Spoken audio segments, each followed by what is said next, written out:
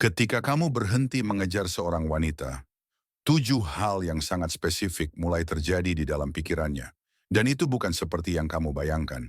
Ini bukan hanya soal dia merindukanmu atau sekadar menyadari kehadiranmu yang hilang, tetapi sebuah proses psikologis yang rumit yang membangkitkan emosi yang bertentangan, mengaktifkan mekanisme pertahanan diri, dan pada akhirnya membuatnya menilai ulang sepenuhnya nilai dirimu.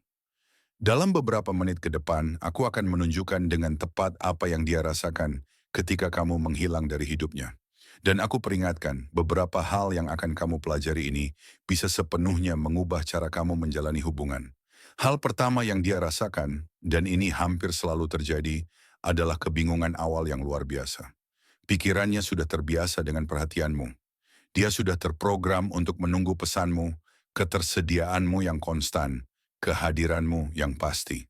Ketika semua itu tiba-tiba hilang, tercipta kekosongan yang otaknya tidak tahu cara mengatasinya. Bayangkan begini, jika setiap pagi pukul 9 kamu minum kopi, dan suatu hari kamu tidak melakukannya, tubuhmu langsung merasakan ketidakhadiran itu.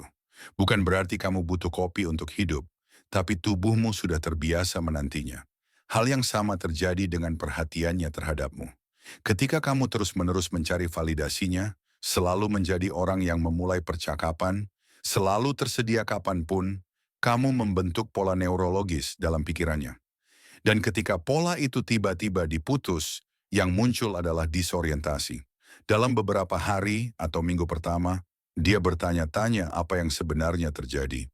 Dia memeriksa kembali percakapan terakhir, mencari petunjuk, berusaha memahami apakah dia berkata sesuatu yang salah atau melewatkan tanda yang penting.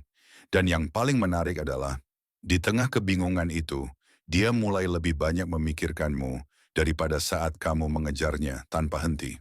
Karena otak manusia membenci misteri yang belum terpecahkan, tidak suka pertanyaan tanpa jawaban, dan hilangnya kamu secara tiba-tiba adalah tepat seperti itu.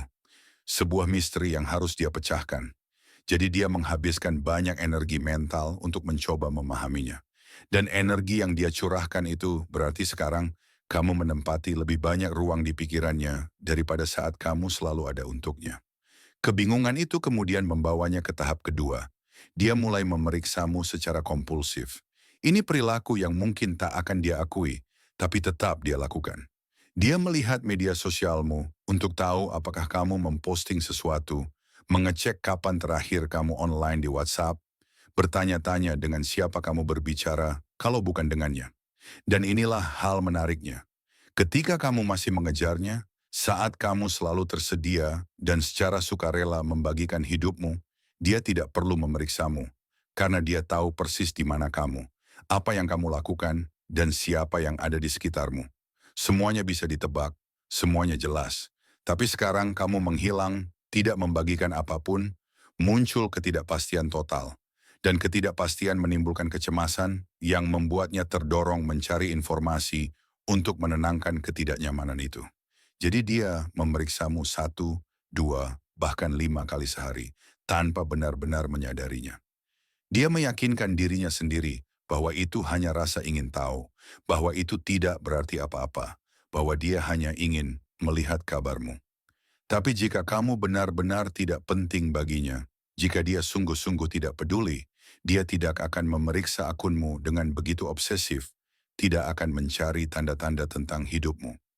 Kebiasaan memeriksa itu adalah bukti jelas bahwa ketidakhadiranmu jauh lebih memengaruhinya daripada yang mau dia akui. Dan setiap kali dia melihat bahwa kamu tidak mencarinya, bahwa kamu terus menjalani hidupmu seolah tak terjadi apa-apa, semua perasaannya di dalam semakin kuat. Dan disinilah hal universal yang banyak pria tidak pahami. Egonya mendapat pukulan keras. Ini sangat penting untuk dipahami. Ketika kamu berhenti mencarinya, egonya langsung merasakan kehilangan itu. Karena tanpa sadar, meskipun mungkin dia tidak benar-benar tertarik padamu, dia menikmati perhatianmu. Dia suka mengetahui bahwa ada seseorang yang menghargainya cukup tinggi untuk terus mengejarnya lagi dan lagi. Dan ketika validasi itu menghilang, ketika kamu bukan lagi orang yang terus mengejarnya tanpa henti, egonya mencatat kehilangan itu. Bukan karena dia mencintaimu atau membutuhkannya, tapi karena perhatian laki-laki yang konstan, yang bisa diprediksi dan terasa aman, berfungsi sebagai sumber validasi eksternal. Dan setiap manusia tanpa terkecuali memiliki ketergantungan terhadap bentuk validasi tertentu.